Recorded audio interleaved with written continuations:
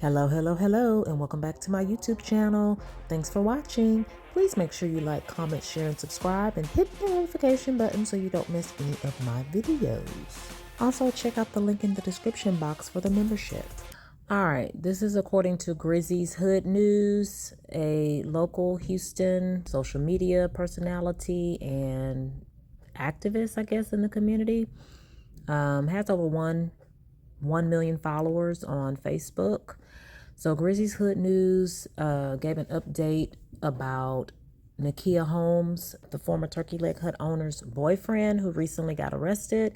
Y'all know Nakia Holmes also got arrested for lying to police and I guess harboring a kidnapper or something. I'm paraphrasing here. But anyway, Grizzy's Hood News reports, remember the boyfriend of the Turkey Leg Hut owner who got locked up after kidnapping and brutally attacking his ex? Well, here's an update on that situation. On October 13, 2025, Johnathan Saizon was locked up on new charges for aggravating kidnapping and aggravated assault after losing his bond on older cases for evading in a vehicle and possession of a controlled substance.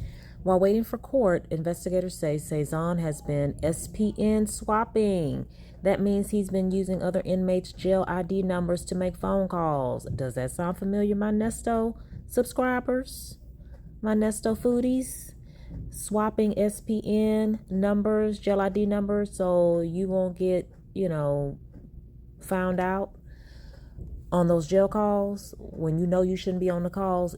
To begin with, you shouldn't be talking on them jail phones anyway, but you think you're slick enough to switch those ID numbers and nobody's going to figure it out. Okay, anyway, so he was basically trying to hide who he's really calling so law enforcement won't catch it.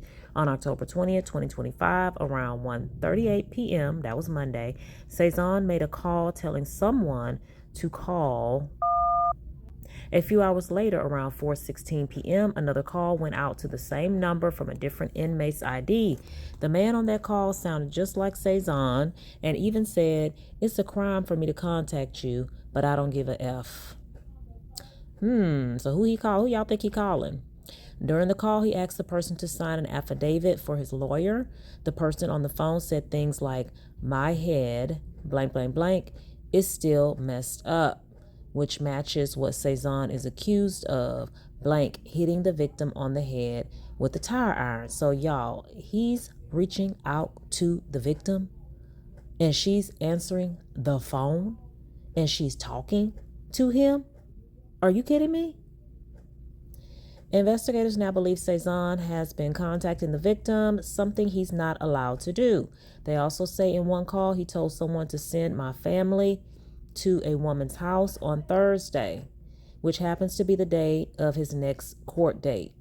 Because of this, the state believes Saizon is trying to tamper with the witness and violate his bond conditions. He remains in custody awaiting trial and could face even more charges for what investigators are calling witness tampering and bond violations. Y'all, I'll try to be non-biased with this report, and just let me know what y'all think in the comments. If they hear him on the calls, then he's witness tampering. If he's calling the victim, that's witness tampering. He's violating his bond. Yeah, it's more and more like a soap opera every day, but it's real. It's real, y'all. Let me know what y'all think down in the comments. That kind of shows signs of guilt if you're reaching out to the victim, trying to get the victim to sign an affidavit. Let's see, then what else did he do? He's desperate. Sounds just like Nesto, who else who was another person that I report on. When you're guilty and when you're desperate, you will try to even reach out or get in contact with the victim to get them to go back on what they accused you of, to, I guess, lie, quote unquote lie. So let me know what y'all think.